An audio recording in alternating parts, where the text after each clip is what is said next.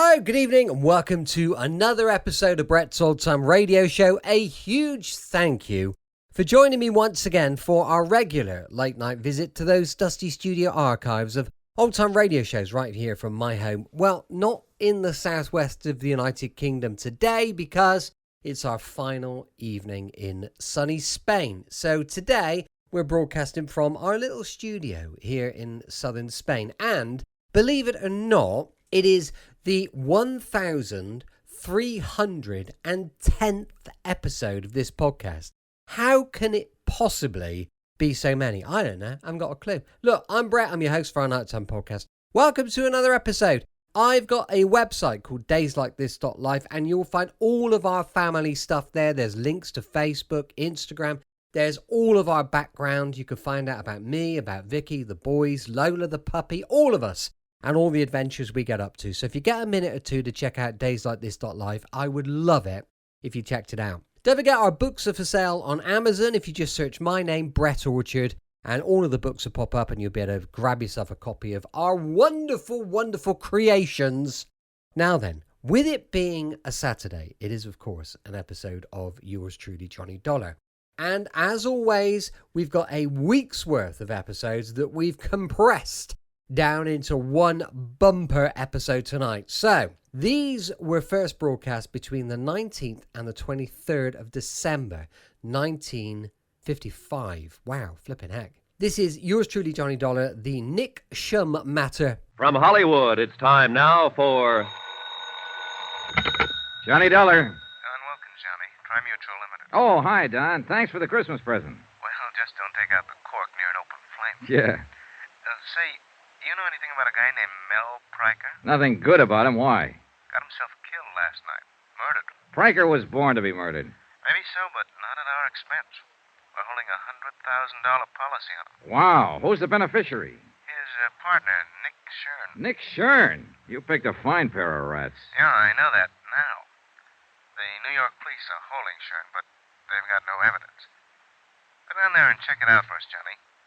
If Nick did the killing, we're off the hook. Any witnesses? One, apparently, the hat check girl in that nightclub of theirs. What's her story? I wish I knew. She's disappeared. We've got to find her, Johnny, before some of Nick's hoodlums find her. Don, maybe they already have.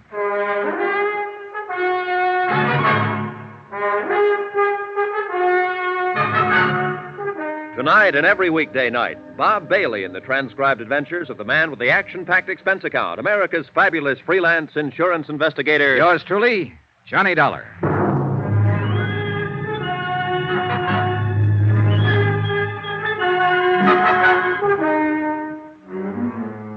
Expense account submitted by Special Investigator Johnny Dollar to the Home Office, Tri-Mutual Insurance Limited, Hartford, Connecticut. The following is an account of expenditures during my investigation of the Nick Shum matter.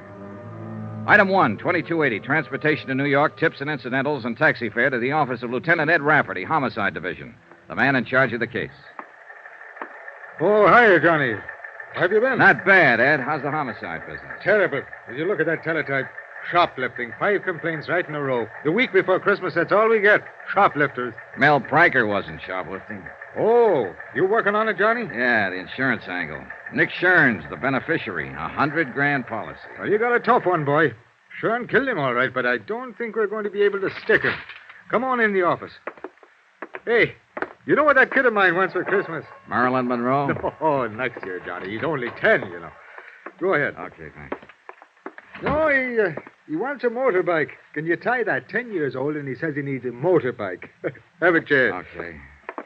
Well, look, I know a factory representative here who'll make you a good deal on one, Ed. Oh, now, forget it, Johnny. No, I was 14 before I even had a pair of roller skates. And then I had to buy them myself. Yeah, kids are spoiled today. That's the half of what's wrong with them. There's the file on the case. What little we've got. Okay. Uh-huh. Yeah, how'd it happen, Ed? You mean, how do I think it happened? That's good enough for me. Mel Pryker and Nick Shum were both in the rackets for years, as you probably know. Yeah, I've heard rumors. Well, a while back, they teamed up and opened a string of supper clubs. That's where Pryker got it, in their main club, the Ches Colette. Strictly legitimate, huh? Well, more or less, I guess. They could afford to be. The dough they were making and arguing over, according to the word around. That's the reason for the killing, the way you see it. Sure. Nick figured if half was good, all the take would be twice as good. And the insurance on top of it. Ah, you're a fast one, Johnny. Anyhow, several people heard the shots about 2:30 in the morning, it was, right after the club closed, but none of them bothered to report it. The clean-up crew came in at 3 and found Pryker's body. He was lying in his office, shot twice, gun on the floor beside him, no prints. It was his own gun, and it was kept there in his desk. Where was Nick Shum? And we picked him up an hour later at another one of their clubs. The manager was with him, and, Benny Stark. Now, he was... Benny. Yeah, I know. Trigger man for Nick's mob in the old days. 15 years overdue for hanging. That's our Benny. Anyhow, they both swear that Nick was there from 1:30 on. Uh-huh. What about a paraffin test, Ed? Positive, clear to the elbow, and you can throw it out the window. What do you mean? Earlier that evening, Nick spent 2 hours at a shooting gallery uptown firing a pistol. Ooh, smart, huh? He really planned for it. He really did. But without a witness, we haven't got a chance. I understand there was a witness. Some girl who was mixed up in it. Easy, Johnny. You're talking to a Rafferty. So the girl's Irish. Miss Kathleen O'Dare. Old country, back 3 generations. County Kildare. Then naturally she's as innocent as a newborn babe. Naturally. Then how does she figure? Well, a taxi driver who knows her said that he saw her leave the club 5 minutes after the shots. She denied it, said that she left at closing time. Well, now, in my book, she was lying. Scared to talk, huh? Paralyzed. And with plenty of reason. You know Shurn's reputation. Well, what about the cab driver? Now, I changed his story. He said it might have been some other girl he saw. Oh, no, don't tell me, Ed. Let me guess. That's right. His name's O'Toole. Yeah. And I forgot to mention that Kathleen's pretty. Naturally. Anyhow, I let her go. I had to. And when I went around to talk to her this morning, she'd flown the coop. Any chance some of Nick's boys grabbed her? I don't think so. It looked more like she came home, packed in a hurry, took her kid, and blew. Kid? 8-year-old daughter. Irish and a mother, too. I was on sacred ground. Oh, I was fingering me gun. No, seriously, Johnny. Would you find her? She may be able to break Nick's alibi, and it's our only chance. And it might be her only chance. Nick Shurn's not the boy to leave a loose end lying around. I know. I've got 30 men checking bus depots, airlines. And no luck, huh? In this mess, at this time of year, I'm a hard-boiled cop, Johnny. I've got no Christmas spirit. I'm glad it only comes once per annum. Well, there's not very much to go on, that's for sure. I'll see what I can turn up, Ed. Check with you later. All right, that's fine. Oh, by the way, Johnny. Yeah? About that friend of yours. What friend? The guy with the motorbikes. How would I be getting in touch with him? Oh, yeah, his name's Ralph Sterner. He's in the phone book, office in the Mackley building. Hard-boiled cop. Well, they're kids, only young ones. Yeah, sure. Now, you find that O'Dare girl. Find her, keep her alive, and get her to talk. How long have I got to find her? What do you mean? Nick Shum. How much longer can you hold him? Johnny, he was turned loose an hour ago. So that was it. A lot of maybes, a lot of questions, and a lot of pressure. A job to be done and done fast. Find one Kathleen O'Dare, former hat check girl at the Chez Colette. Keep Nick Shurn's hoodlums away from her, and persuade her to talk. And 3 to 1, Nick was looking for her, too. He was free now, on the loose, and he might be anywhere. Only the way it turned out, he wasn't just anywhere. He was in one particular place. Johnny. Parked right smack in front of the precinct station. Over here, Johnny. He was sitting in the back seat of a sedan, and his trigger man, Benny Stark, was at the wheel. Been there a long time, hasn't it, Johnny? About 5 years, as I remember it, Nick. It was that warehouse robbery over in Queens when you got away with $40,000 worth of furs. You've forgotten.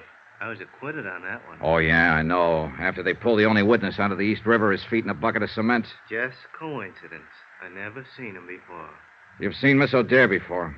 Sure I have. She works for me. She's a good kid, Johnny. So I hear. I wouldn't harm a hair on that girl's head. She'll be relieved when I tell her that. Get in. I want to talk to you. No. Sorry, Nick. I like it fine just the way it is. In the car, I'd be outnumbered. You got me all wrong, Johnny. I don't play that way anymore. What about Benny? Has he reformed, too? Well, if that's what... Benny, go take a walk. Yeah, boss, but... I said go take a walk. Okay.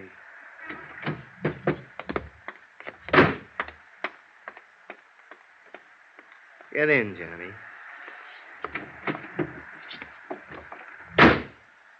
what's on your mind, Nick?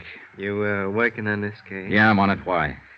That's what I figured. I was talking to my lawyer in there and saw you go to Rafferty's office. I guess the insurance company's going to try to welch on that claim. It's your Is party, that it? Nick. You talk. I got a better idea. What's that?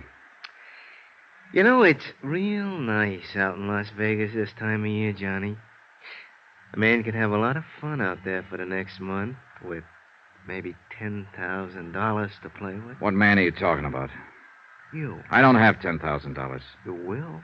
30 minutes from now, if you say the word. Oh, Nick, you're lucky we're not standing out there on the sidewalk. In a car seat, I haven't got room to swing. Still a fool, huh? I don't know. Why don't you write me about it? You'll have plenty of time. Up there in the death cell. Suppose I didn't make any claim on that policy. And you wouldn't have any reason to stay on the case. No sale, Nick. $100,000 is a lot of money. I'd want to find out why you didn't make a claim. You know why. You're out to pin this on me, and so are the cops. A man with a record hasn't got a chance. You should have thought of that before you killed Mel Pranker. Want to know something, Johnny? I didn't kill him. Well, I'm betting you did. What do you care who killed him? You're not shedding any tears over it. No, but I'd sure hate to see you get away with it.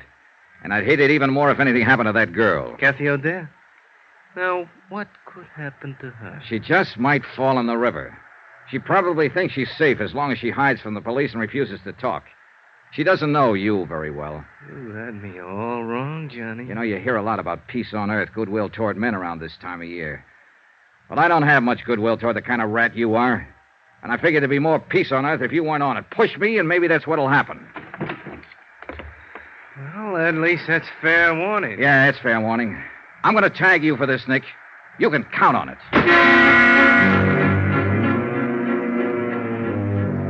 Expense account item 2, $2.40. Taxi to the East Side rooming house of Kathy O'Dare.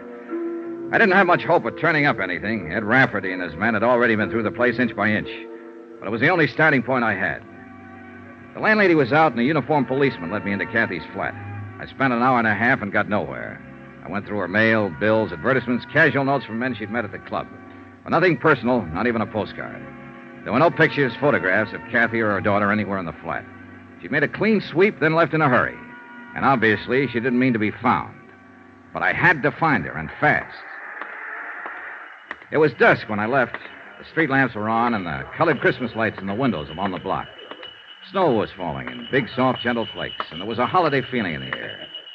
It was neither the time nor the setting for murder. Make contributions, son? Give a little something to help poor? Oh, sure.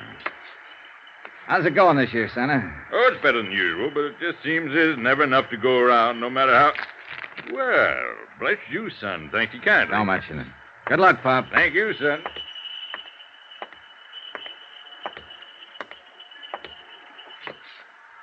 Well, the city ought to clean the streets better. I've been waiting for you. Sorry, Benny. It's not my day for punks. Get some friends who want to talk to you. Start walking, Johnny, down the alley. It's dark down there. Start walking. This ain't just my hand in my pocket. It better be, Benny, with 2 cops standing up there on the porch watching. What are you talking about? There ain't no cops. I smashed him in the mouth and knocked him flat, followed it up and kicked his gun and got it. He rolled over, came to his feet, and rushed me. I was hoping he would.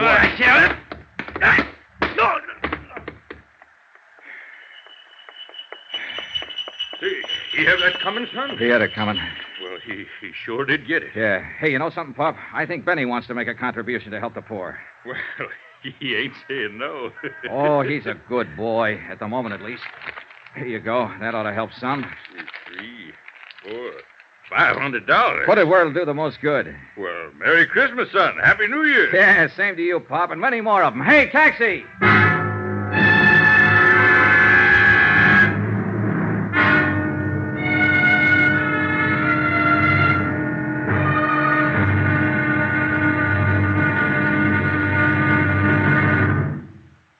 There'll be another intriguing episode in our story of the Nick Shum Matter tomorrow. Tomorrow, an old lady with a broken arm, a shivering girl, and bullets in the snow. Join us, won't you? Yours truly, Johnny Dollar. From Hollywood, it's time now for... Johnny Dollar. This is Mrs. Gottler speaking. Gottler? I'm Kathleen O'Dare's landlady. Oh, You yeah. left word you wanted to talk to me. That's right. I'm trying to find Miss O'Dare. Do you know where she is? You a friend of hers? I think I will be once I meet her. I'm an insurance investigator. I want to help her. That's what the other one said. What do you mean? What other one? Fella that come up here a while ago, short, mean-faced, shifty-eyed. Benny Stark? Was that his name? He didn't say, Mr. Dollar. I guess he was too busy. Busy? Doing what? Breaking my good right arm. I'll be right over.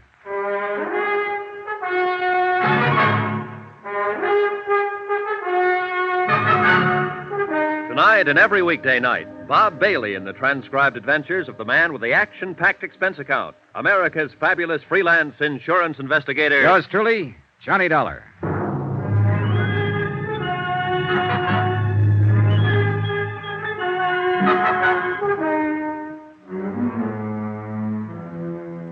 From Special Investigator Johnny Dollar, New York City, to the Home Office, Tri-Mutual Insurance Limited, Hartford, Connecticut.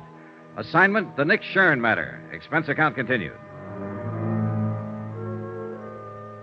Item 5, $2.30. Taxi to Mrs. Gottler's rooming house, the place Kathy O'Dare had called home until she disappeared.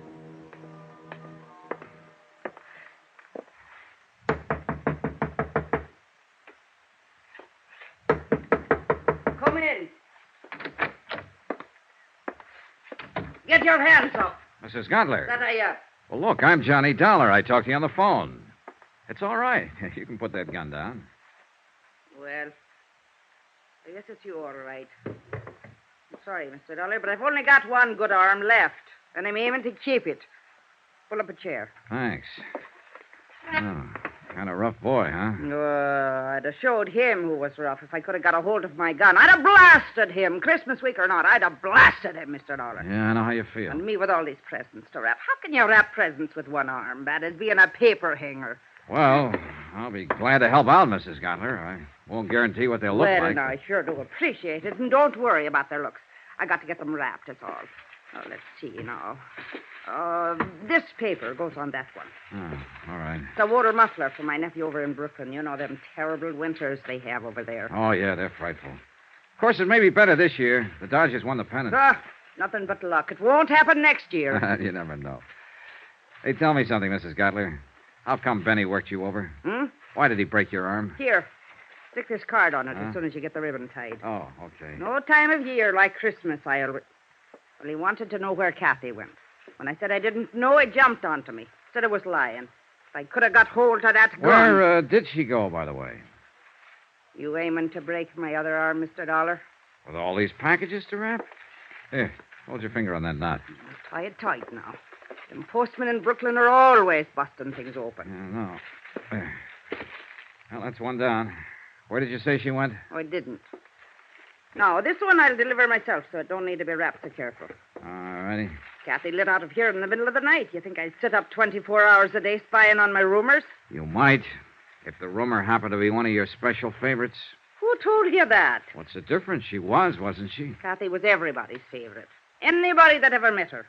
Oh, you'll meet them as make remarks about a girl that works in a nightclub. But I'll tell you one thing, Mr. Dollar. Kathleen O'Dare is as fine a lady as you'd ever care to find. And I would care to find her. Well, good luck to you, then. And if you do, let me know where she is. You helped her pack, didn't you? Now, how did you know that? Here. That's about as good as I can get it. Be careful when you deliver it, though. It's not tied very tight. I didn't know, Mrs. Gottler. I was guessing, but it figured. Kathy was scared half to death when she packed up and left here. All she had on her mind was to run and hide. She wouldn't have thought of stripping that flat, taking out every bit of personal identification. Somebody had to help her. Now, where'd she go? I don't know. Look, you don't get the idea. I'm on her side. She's up against a rough deal and doesn't even know it. You've had a sample of the way those boys play, and that was only a sample. With Kathy, it'll be a whole lot worse. They're looking for her, and sooner or later they'll find her. Her only chance is for me to get to her first, so you... I'm not lying, Mr. Dollar. I don't know where she went, and that's the truth to help me. I tried to get her to tell me, but she wouldn't. She said if I knew it would be dangerous for me. I helped her pack, yes, but I don't know where she was going. Well, that's sad, I guess. I don't know where to turn next. She apparently didn't have any other close friends. I don't even know what she looks like. I've never even seen a picture of her. I was hoping you Well, if that'll do you any good, I've got one right here in my sewing basket. One what? A picture. What did you think? She gave it to me about a year ago. But she'd never had many taken, but here it is. Thanks. Real pretty girl, don't you think so? Yeah, she's lovely. Well, at least I'll be able to When was this taken, Mrs. Gutler? Now, how should I know? 3 or 4 years ago, I guess, before she come here to the city. This photographer's address, the name of the town, is that where she came from? Branbury, Michigan? Why, yes, that's her hometown, Branbury. I'd forgotten the name of it. And she was just talking about it a week or so ago. She wanted to go home for Christmas, but she said she couldn't see. Mr. Dollar, do you think she might? Maybe. It's the most likely place a scared girl would run to, home. Anyway, it's worth a chance. Mrs. Gutler, I love you. Why, Mr. Dollar.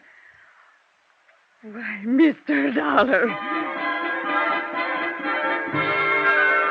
Expense account item 6, $88.35. Hotel and incidentals in New York and transportation to Branbury, Michigan. Branbury turned out to be a lumber village, half hidden among the pine-covered hills. It was a little bigger than a wide spot in the road, but not much bigger. A foot of new snow had fallen within the past 24 hours. A fluffy white blanket lay softly on the trees and the housetops and filled the deep hollows in the frozen ground.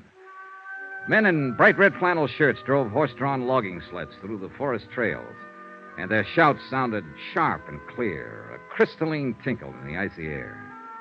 Branbury looked like the place where Christmas was invented. It was beautiful. And very quiet when it came to putting out information. I found it out first when I tried the local telephone operator. Number, please. I just checked in here at the hotel, operator. There doesn't seem to be a phone book, People so... steal them, that's why. Traveling people going through. Oh, souvenir hunters, I suppose. How's that? Look, I wanted to call the O'Dares. Could you put... Not O'Dares. There ain't but one. That's old Mike. Oh, and that's the one I want to call. Would you mind ringing him? Won't do no good. He ain't there. He's slabbing up at number 4 mill today. Well, actually, it's his daughter I want to talk to. Daughter? Yeah, that's right, Kathleen. Do you know her? Just growed up with her's all. Oh, well, would you You a mind... friend of hers? No, I've never met her, Where but you from? I came here from New York, What's but your name? Johnny Dollar. Now, will you please ring She Kathleen? don't live here. She lives in New York City. I know where she lives. And what give you the idea she'd be up here? I'm psychic. You're what? Look, where can I get in touch with her? I wouldn't know anything about it, Mr. Dollar, and I can't give out that kind of information. You better go on back to New York and write her a letter. Let me talk to your supervisor. Supervisor? Well, I'm all there is, so I guess that's me. Start talking. Forget it. You're welcome. I got the same kind of runaround from the hotel proprietor. As soon as I mentioned Kathy, he suddenly forgot his own name, age, and the time of day. One thing sure, this town took care of its own.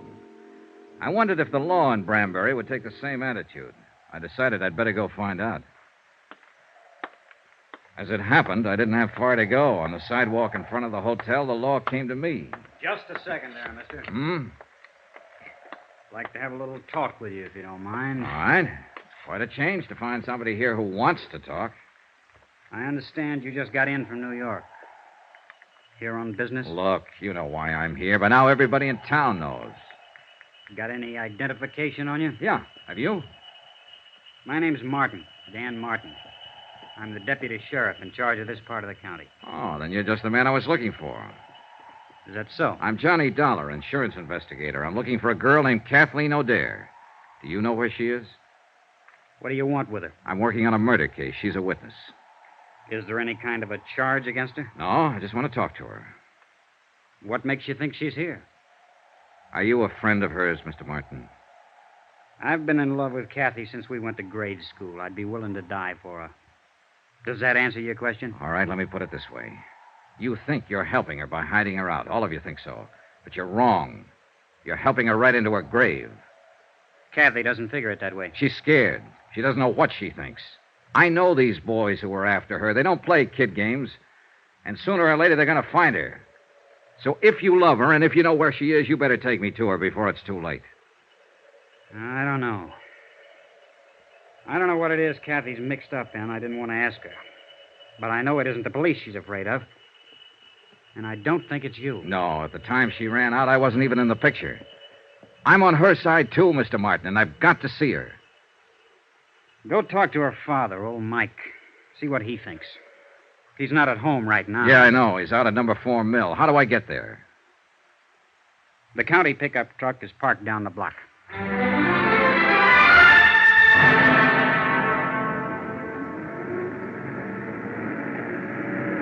The tire chains bit into the packed snow and pushed the 4 miles of logging road behind us. It was late afternoon, and the sun had dropped behind the timbered slopes, throwing a pale sheet of cold yellow against the western sky. Here and there, a few scattered lights were coming on, in the windows of the village and the bunkhouses of the lumber camps. Bright white sparks against the darkening shadows.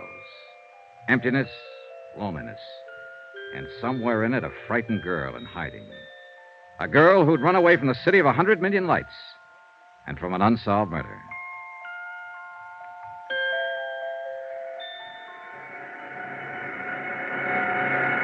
Mike O'Dare was winding up a job working at the big slabbing saw, and I stood by and waited for him to finish. Be right with you, Mr. Dollar. This is the last one. Okay.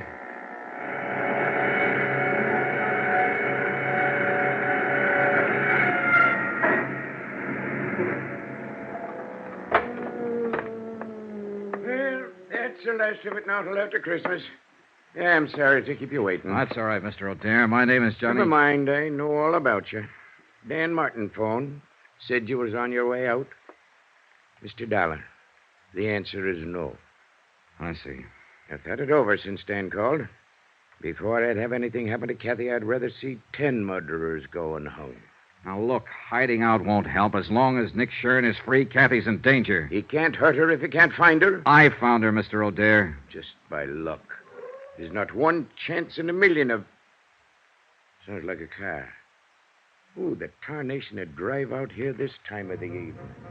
We walked over to the big doors. The car had stopped about 20 yards away. A man got out and turned toward us. I was standing under the dock light, so he recognized me before I got a good look at him. He jumped back in the car and went for his gun. Benny Stark. Get back, Mr. O'Dare. It was too dark to get a decent shot. I tried once more and missed, and the car disappeared behind the trees. Mr. Dollar, who was it? Was that one of them? That's right, Mike. They found her.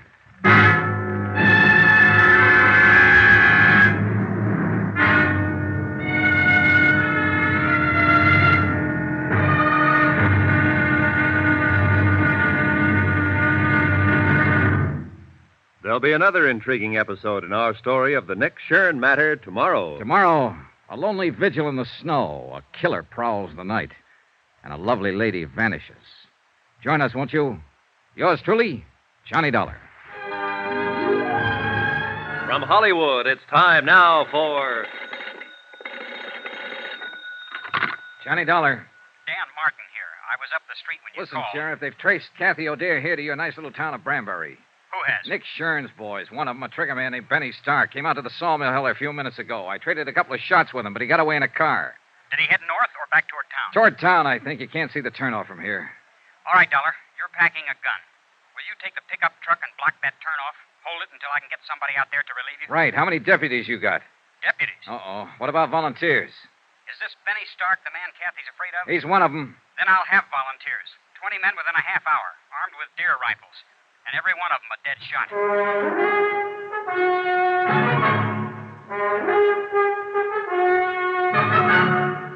Tonight and every weekday night, Bob Bailey in the transcribed adventures of the man with the action-packed expense account, America's fabulous freelance insurance investigator. Yours truly, Johnny Dollar.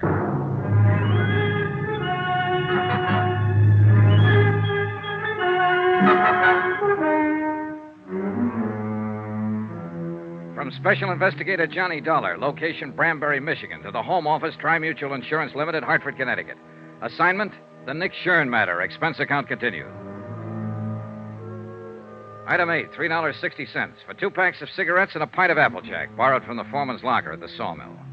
I figured these as standard equipment for holding down a roadblock at 10 degrees above zero. And Mike O'Dare agreed with me 100%. Well, I'll tell you one thing. They can make it out of corn, rye, barley, make it out of gold if they want to. But they'll never come up with anything better than what they make out of apples. Here, have a short one, Johnny. No, thanks. I'll save it for later. Well, I'll just, It's got the taste of Indian summer in it. You ought to see this country around that time of year, Johnny. Breaks your heart, it's so beautiful. Well, it's beautiful now with the snow on. And it would be more so if there wasn't a killer running loose in it. Johnny, I want to ask you something about my daughter. And I want you to answer me honest. All right. It's no use trying to fool you. She's here, all right. I know. But she hasn't told me what it was that happened in New York. What she ran away from. And somehow I figured it was just as well not to ask her. Your sheriff, Dan Martin, said practically the same thing. Dan's been in love with Kathy since he was 12 years old. He's a good man. Solid. So I figured. Anyway, she was scared. Scared half to death. And she'd come home for help, so we tried to help her. What was it you wanted to ask me, Mr. O'Dare? You mentioned a murder case, Johnny. You didn't give any of the details, just said that Kathy was a witness. Is she mixed up in this murder? And you wanted an honest answer. All right, I'm not sure. I see. That's why I wanted to talk to her, get her story, the truth.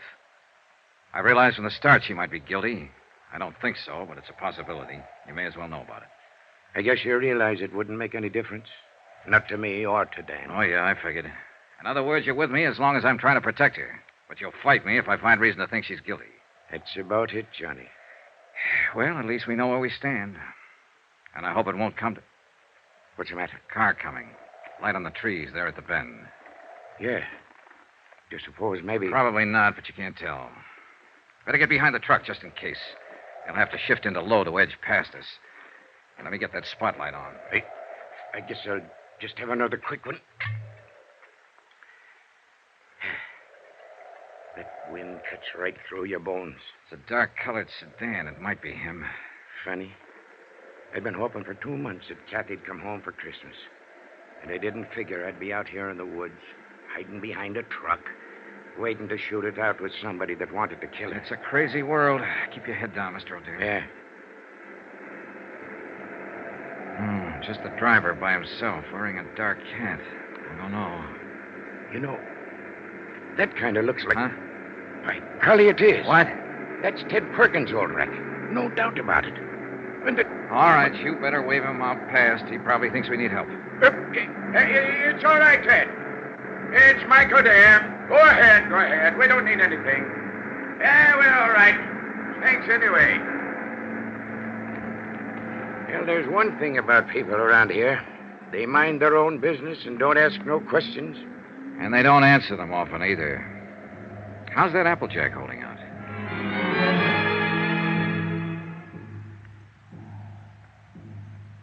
Two long hours went past. Only 3 cars came out from the village. And each time a long moment of tension while we waited to identify the occupants. But all of them were townspeople. Benny didn't show. One truck came down the logging road from the back hills loaded with dwarf spruce and fir.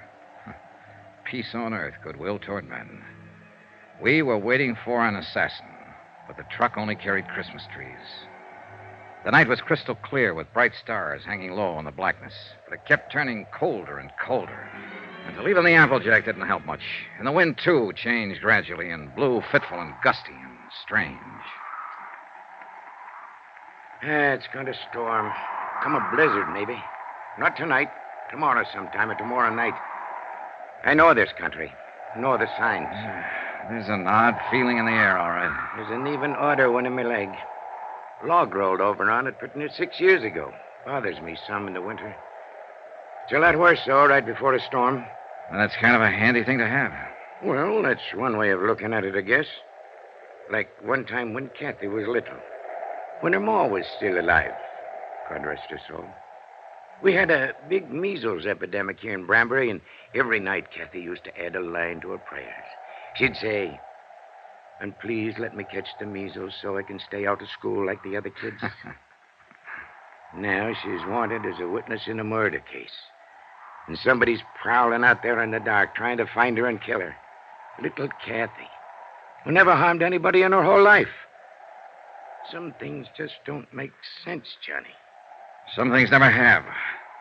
There was another time once when men like Benny were prowling in the dark, trying to find a little child and kill him. And he hadn't harmed anybody either. That was nearly 2,000 years ago. Yeah, so it was. I like you, Johnny. Kathy will like you, too, and little Jill. Oh, now there's a pair for you. That kid looks more like her mother did at her age. Another car coming, Mr. O'Dare. Yeah, so there is. And this just might be the one. Maybe. I sure wish that Applejack hadn't run out.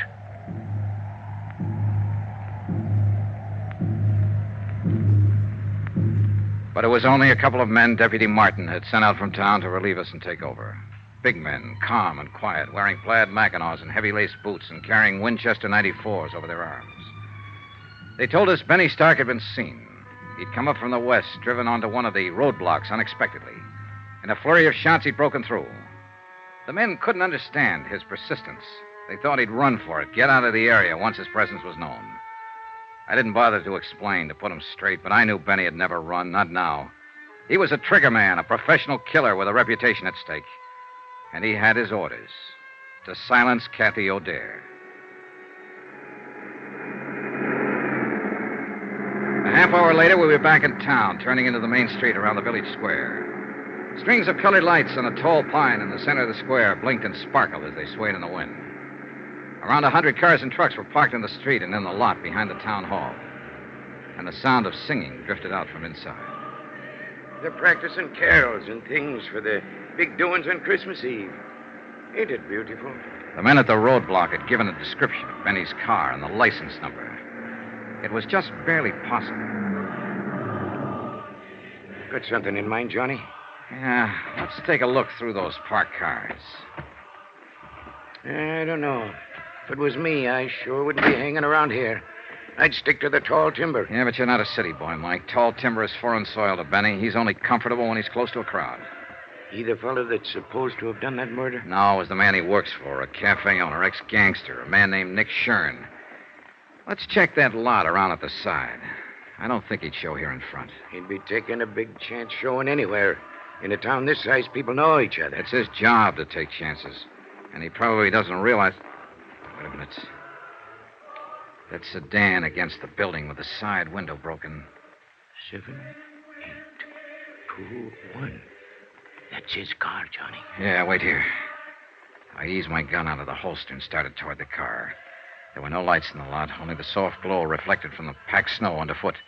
And the car itself stood in the dark shadows next to the building. I couldn't see whether anyone was in it or not. The singing seemed to swell louder as I approached. I moved slowly, watching for any sudden movement. The car was empty.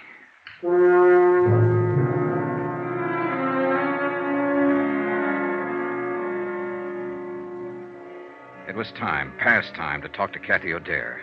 And with the pressure tightening, the danger close to home now, her father was ready to take me to her. We drove over to Dan Martin's house, where it turned out Kathy and her daughter were staying. Dan's mother had been looking after her. Dan was there when we arrived, busy on the phone. Yeah, I know the car all right.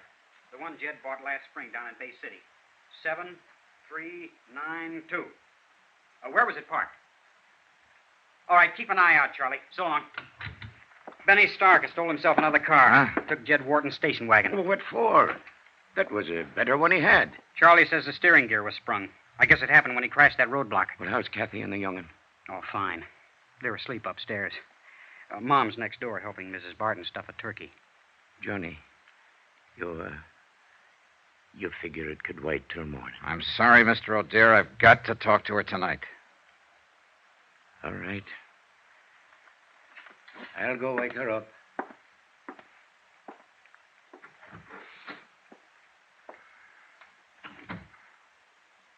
Mr. Dollar, no matter what she's done, don't hurt her any more than you have to. As far as I know at the moment, Dan, all she's guilty of is withholding information. And most people would have done the same thing. Nick Shum's a rough boy to tangle with. She was scared, that's all. Lost her head. She never did belong in a city. She belongs right here in Branbury. This is her kind of life. Why did she leave? Well, we argued one day, and she said she'd show me. So she ran off and married that fellow. He treated her bad. Finally left her. But she was too proud to come back. She wouldn't have come back now if she hadn't have been so scared. Well, maybe it'll work out now. She ought to stay. Her kid ought to grow up here. Learn the outdoors and the woods like Kathy used to know it. Why, she roamed through those hills like a young Indian. Knew every trail in that forest. Every timber camp and trapper's cabin from here to the ridge. I remember one time the two of us were up toward... Dan! What's the matter? What is it, Mr. O'Dare? You said Jill and Kathy were asleep upstairs. Ain't that what you said, Dan? Of course, that's what I... Mike. What's happened? They're not up there.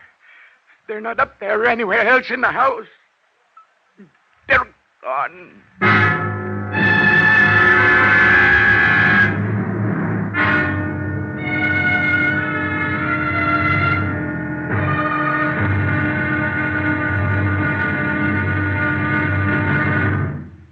There'll be another intriguing episode in our story of the Nick Shum Matter tomorrow. Tomorrow, a little girl who believes in Santa Claus, a big girl who believes in very little, and both of them facing death. Join us, won't you? Yours truly, Johnny Dollar. From Hollywood, it's time now for... Johnny Dollar? Mike O'Dare, Johnny. Any sign of Kathy? No, the boys at the highway turnoff haven't seen her or Benny, either one. Not a soul out that way in the last hour. What about there at the sawmill? Nothing, Mike. No fresh tracks on the logging road, no sign of her. And the worst thing is it's starting to snow again. Yeah, here in town, too. Dan Martin just phoned. No luck. She hasn't shown up at any of the roadblocks. She's around somewhere, and we've got to find her. We will, Mike. And it's got to be fast, Johnny. There's a blizzard coming up, and that gunman Benny Stark is around, too. Maybe he's already found her. Maybe even took her from the house, her and Jill both. Maybe she didn't get scared and run. Maybe it was him. Maybe he sneaked Mike, in and... stop it. That kind of thinking's not going to help any. Well, what is going to help? I don't know, but I've got a half-baked idea, and I may be right. Stay there at the house. I'm coming back to pick you up. And one thing you can do while you're waiting. What, Johnny? Pray.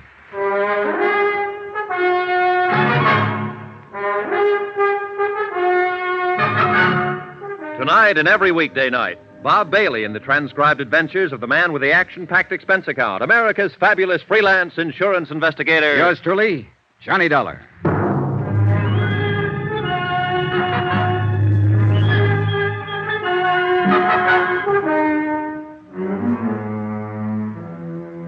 From Special Investigator Johnny Dollar, location Branbury, Michigan, to the Home Office, Tri-Mutual Insurance Limited, Hartford, Connecticut. Assignment, the Nick Shum Matter. Or more important, find Kathy O'Dare. Item 12 on expense account, $4.90. A tank full of gas for the county pickup I'd borrowed from Deputy Sheriff Dan Martin. The falling snow was thickening now, and the wind was rising and steadying in the northwest. The night had all the makings of a blizzard. And wherever Kathy and her daughter had gone, we had to find them before it hit. It was 10:14 p.m. when I pulled up at the side porch of the O'Dare house, and Kathy's father came hurrying out to the truck, leaving the door open behind him and buttoning his heavy mackinaw as he ran. Any news, Mike? Not a thing. All right, get in. Shut the door. Yeah, we'll get a foot of snow before morning, with a zero wind behind it. Now, listen, Mike. I think we can forget any idea that Benny found her and got her out of the house. In that case, she wouldn't have taken your car. He's already got one. I know. I thought of that. And he wouldn't have given her time to dress herself and Jill the way she did, with heavy clothes and snow boots. And she wouldn't have taken the rifle. Then what has happened? She knew I'd be there to talk to her sometime this evening. I think she lost her nerve, couldn't face it, decided to run again. Maybe so, but where, Johnny? That's what I want you to tell me. What? No, I don't mean you knew what she was going to do and where she was going to go or Then help her how to... do you think I can tell you? Look, Kathy knew about the roadblocks Dan Martin set up to trap Benny Stark, knew where they were. So if she didn't want to be seen, then naturally she'd avoid them. She couldn't. Not if she wanted to get away, take the highway to Flint or Detroit. She'd have to pass one of them at least. But she hasn't passed any of them, so she's still in this area. And I don't think she ever meant to leave it. But then... Dan Martin said Kathy used to spend a lot of time in the woods when she was growing up. He said she knew every back trail in these hills, logging camps, trappers' cabins. She did. She used to worry the dickens out of me the way she... Yeah. Now, where would she go, Mike, if she wanted to hide out back in the hills somewhere? There's a lot of places. Chippewa Canyon's one. 3 or 4 timber camps abandoned in the winter. Some cabins along the... No, she couldn't make it. There's a roadblock before you get to the turnoff there. It's got to be someplace she could reach without being seen. Well, there's Barker's Flats. But that's 12 miles of a foot trail. She wouldn't try it in this weather, not with Jill along anyway. Then there's Lake Pine. No, it's over the other way. Pine Lake Road. Where's that? Runs northwest of town. Not much better than a wagon road. Dan didn't put a block on it because it dead ends at the lake about 5 miles out. What's out there? Nothing at the lake, but you can go on up Pine Creek about 4 miles on foot, and there's some cabins. Maybe a waste of time, Johnny. Let's get going.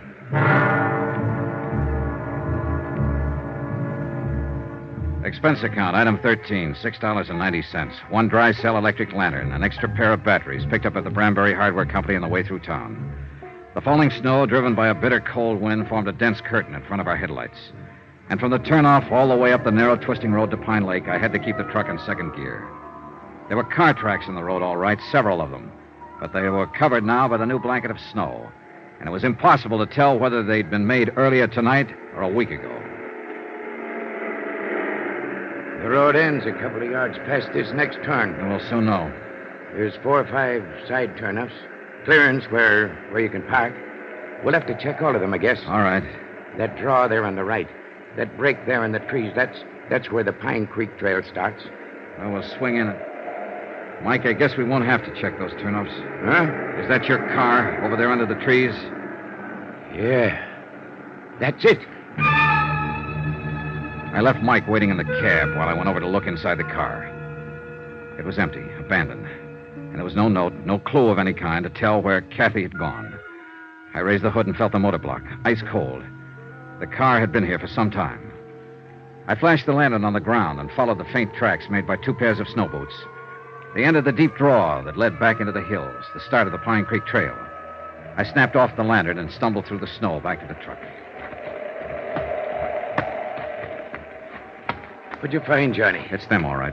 They've headed up the trail. I found tracks in the snow. Well, then we'd better get started. No, wait. I'll go after them, Mike. You take the truck, go into town, find Dan Martin. Bring help as fast as you can. That storm's getting worse. No, you don't. I know the risk. Starting up that trail with a blizzard coming on. And if you think you're going to protect me by sending... Knock it off, Mike. There's no time, and you're wrong. I'm not protecting you. I'm protecting myself. What do you mean? That bum leg of yours. I don't want you on my hands, too, along with the girls. All right, Johnny. I'll go after Dane. And hurry, Mike. I'm depending on you. Yeah. Good luck, Johnny. See you, Mike.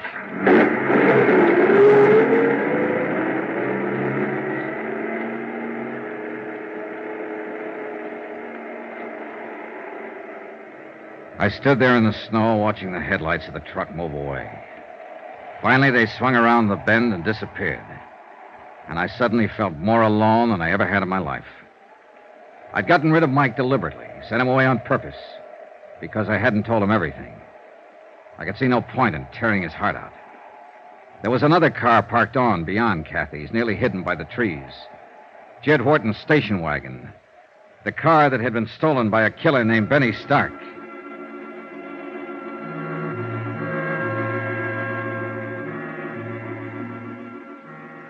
It took me half an hour to cover the first mile, and the storm kept getting worse. The beam of the lantern penetrated a bare 30 feet ahead of me before it was smothered out in the white blackness of the night. After a few hundred yards, the tracks I was trying to follow had nearly disappeared, snowed over and blotted out. I gave up looking for them and stuck to old Mike's description of the trail, following the left bank of the frozen creek. The drifts were deeper down along the creek bottoms, and the going was rougher. But I didn't dare leave it to look for better footing. It was my only landmark. The trail itself was buried. And any man who lost his way tonight and wandered off into one of those side gullies would wander straight to his death.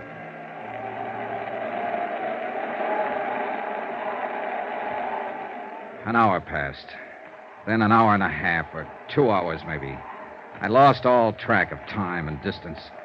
The wind cut through my clothes, and the numbing cold crept into me deeper and deeper. Gradually, the walking, stumbling, breathing, even thinking became automatic and without feeling.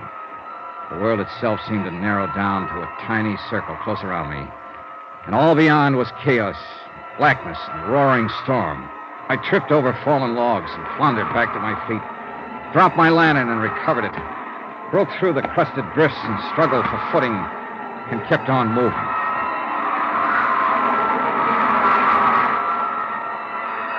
In the weird nightmare of the blizzard, I could hardly recognize reality when I came face to face with it.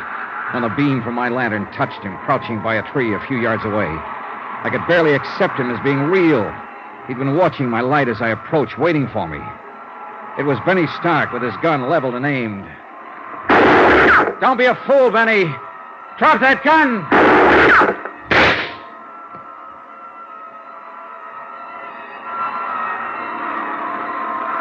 A curtain of snow swept between us then, blotting out the sight of him, and I was grateful. I turned and stumbled on into the storm, moving in pitch darkness now, except for the ghostly glow from the snow-covered ground. The second shot had smashed my lantern, and I had nothing left to go by but instinct and luck, and they weren't enough. Within 15 minutes, I was hopelessly lost.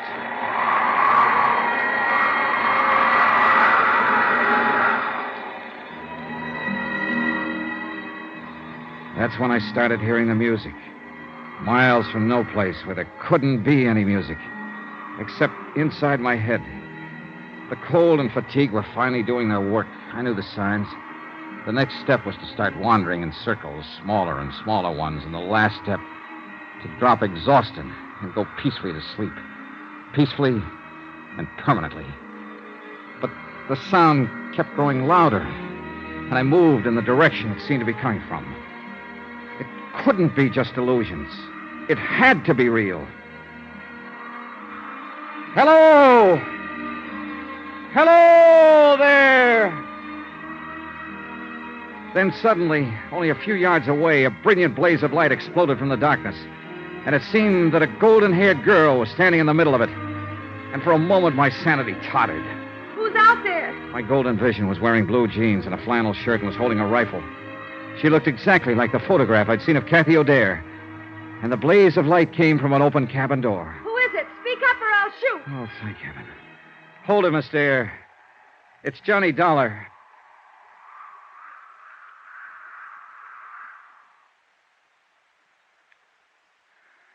Are you getting warm now? I don't think I'll ever get warm again. You will if you don't move away from the stove a little. The back of your shirt is starting to smoke. Yeah, I thought I was beginning to feel something. How's the firewood? There's plenty. And plenty of food. And a radio. If I hadn't heard that music, I'd have blundered right on past this cabin. Oh, we've got everything. We can hold out for a month if we have to. And I hope we have to. What about your daughter? Is she all right? Sure.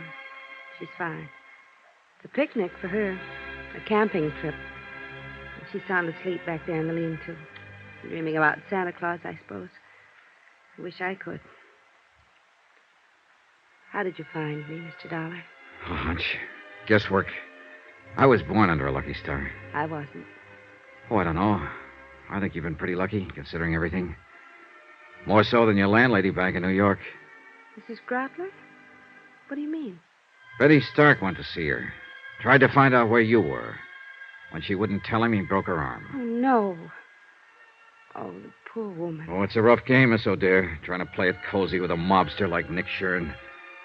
You know, of course, that he sent Benny here to find you. You'll have a hard time finding me in this place. He did find you. What?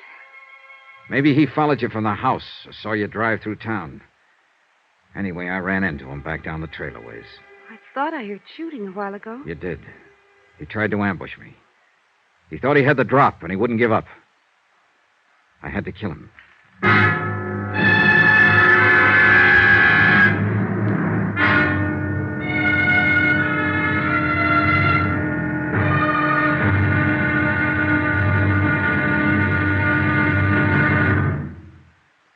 There'll be another intriguing episode in our story of the Nick Shum Matter tomorrow. Tomorrow, the showdown. Victory, and then disaster. When a visitor to the little town of Branbury turns out to be death. Join us, won't you? Yours truly, Johnny Dollar. From Hollywood, it's time now for Johnny Dollar. Johnny Dollar? Spell it. JOHNNYDOLLAR.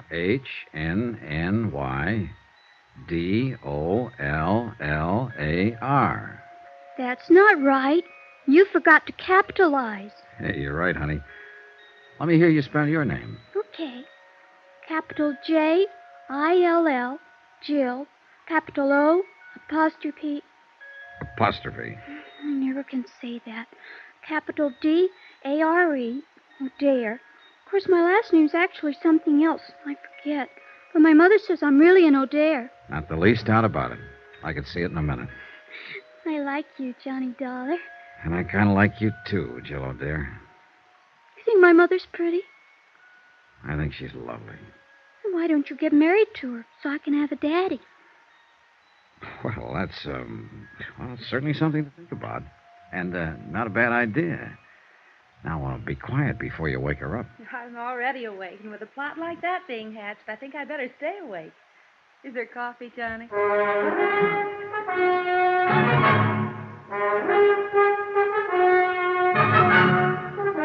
Tonight and every weekday night, Bob Bailey in the transcribed adventures of the man with the action-packed expense account, America's fabulous freelance insurance investigator. Yours truly, Johnny Dollar.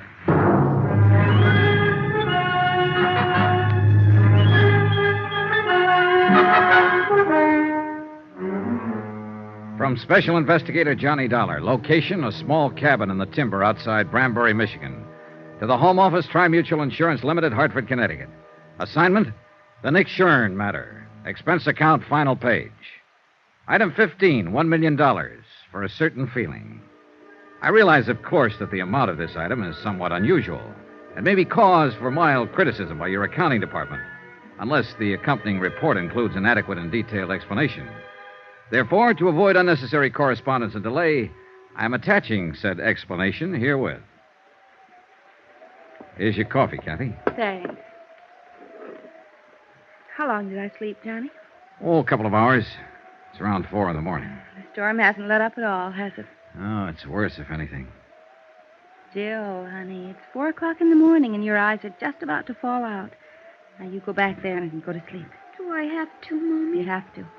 Run along now. Mr. Johnny Dollar and me were having a lot of fun till you woke up. Well, that's life, sweetie. Night now. Good night, Jill. Good night. Proud of her? I'm crazy about her. That's what you mean.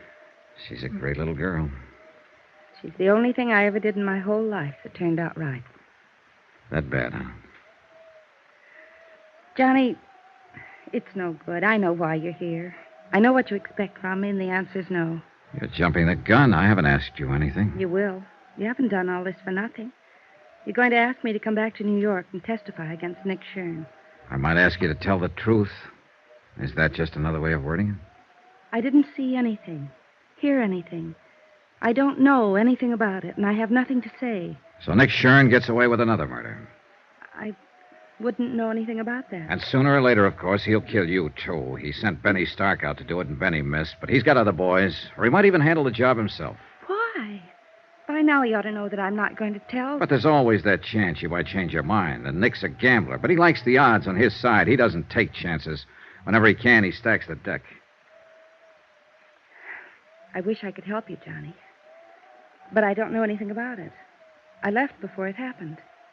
How long have you worked for Nick Shum? Known him? 2 years. I'm not wide-eyed about him, Johnny. I've heard what he's been, what he may even still be, a gangster, hoodlum, racketeer, but that's none of my business. The club was legitimate, and my job there was on the level, and he never got out of line once. And no doubt he's always been kind to his mother and loves dogs and children. I wouldn't know, except children. He's crazy about them. He was always buying something for Jill, asking about her. And he also shot and killed Mel Pryker. I couldn't say. I see. Well, you're letting a lot of people down. People here in Branbury that you grew up with, people that love you, your father, Dan Martin. What have they got to do with it? You know, it's a great country up here. I'd like to spend more time in it. And it's big country, big and beautiful and dangerous, like that blizzard outside there. It's not the kind of country that turns out cowards. Cowards? Your father said something yesterday, that some people belong in cities and some don't, and that you're one of the second kind. He was right. The city's made a coward of you. You don't understand. And they know it, old Mike, Dan, all of them. Of course, they'll never mention it. But you're letting them down, and they know it. And you know it, Kathy. They don't have a daughter to think of. It's not her fear we're talking about, it's yours. All right, I'm scared. I've got reason to be. It's easy for you to talk. You don't know what fear is, what it can do to you. I don't. It can push you and drive you and make you do things you hate yourself for. And it can destroy you. How would you know? How would any of them know? Who haven't felt it, who haven't been there. Kathy, you're not alone. We've all been there. It's not the fear that's important. It's the courage you bring up to fight it. I've tried.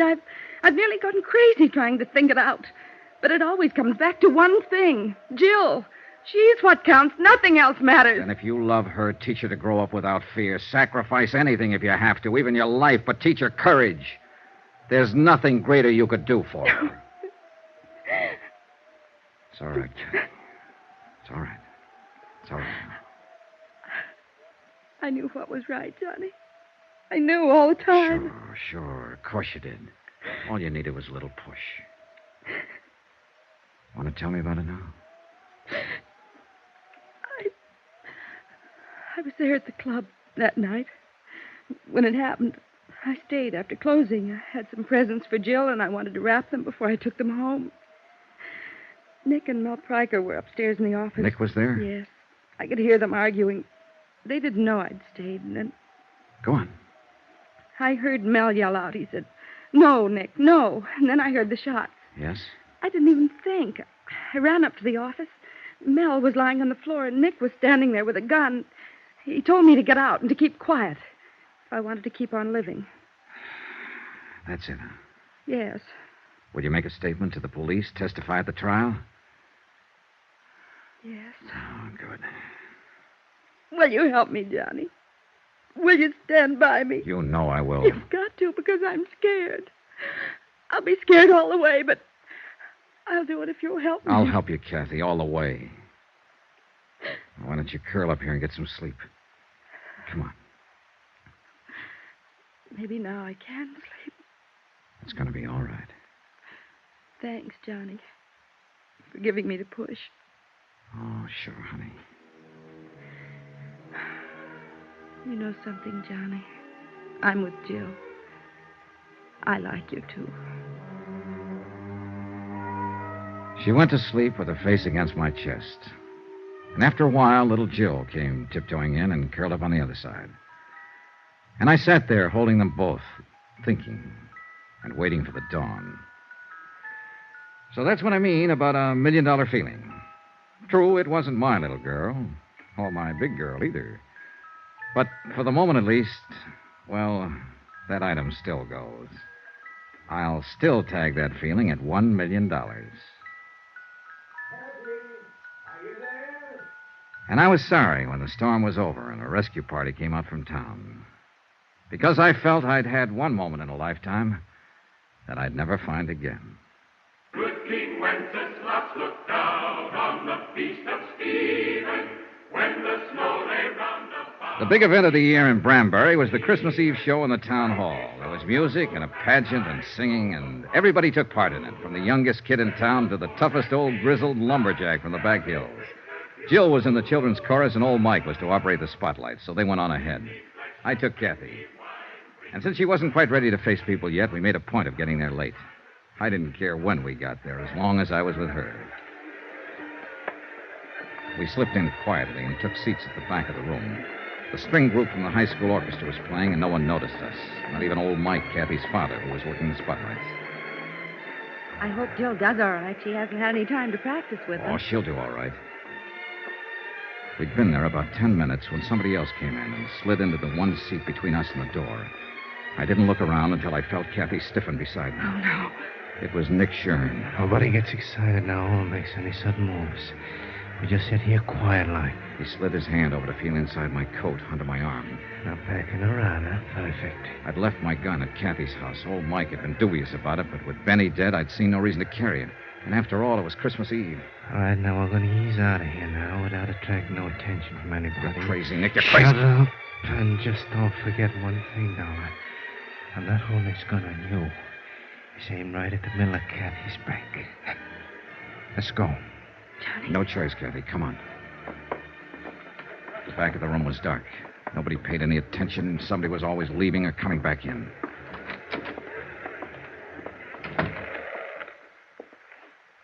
Come on.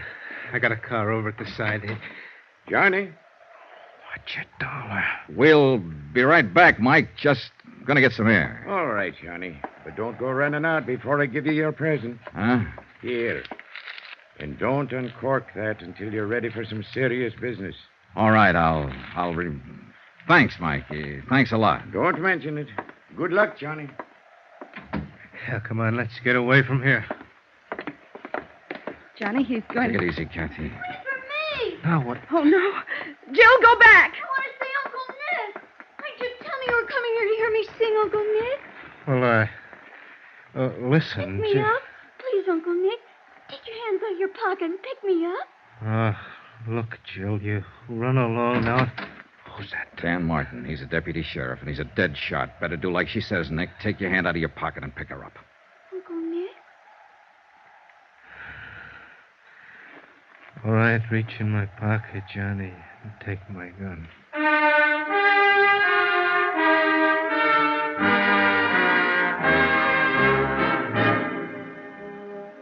Later, Kathy and I walked around outside. We could still hear the children's chorus singing inside. Jill saved our lives tonight. No, she saved Nick's life. What do you mean? That present your father gave me, up there at the spotlights, he could see what was happening, and he thought real fast. That present was a gun. Then you... I had Nick covered from the time we stepped off the porch. I'm glad he didn't move. I'm glad it happened like it did. Yeah, so am I. I thought we'd never see those stars up there again. You kept hold of yourself, Kathy. You showed a lot of courage. No. But maybe I can learn to show it. I was just thinking, Johnny, looking at the stars up there. There was fear in the world then. 2,000 years ago. And he had courage.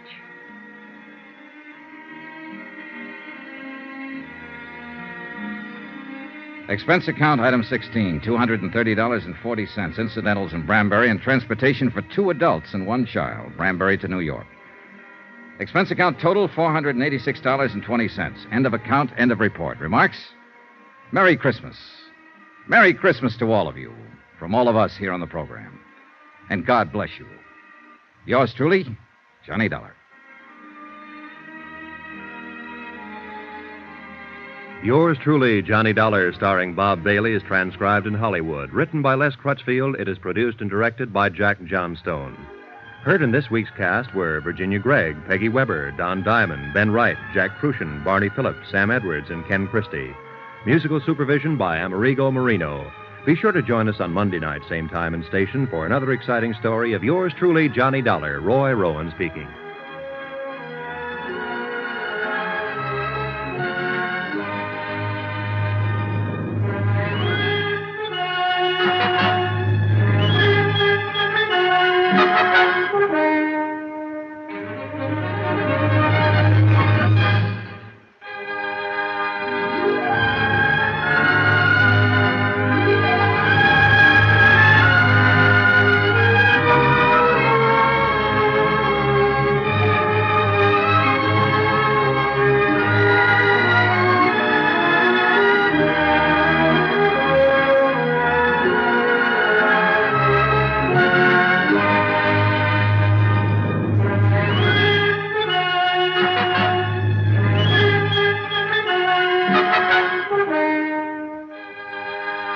Welcome back. Hope you enjoyed our latest adventure with insurance investigator Johnny Dollar. And don't forget, we'll be back with comedy and Dad's Army going live at 5 p.m. UK time tomorrow. Thank you so much for listening. I'll be with you 7 days a week, each and every week. And I'll see you tomorrow on Brett's Old Time Radio Show. Love you. Bye.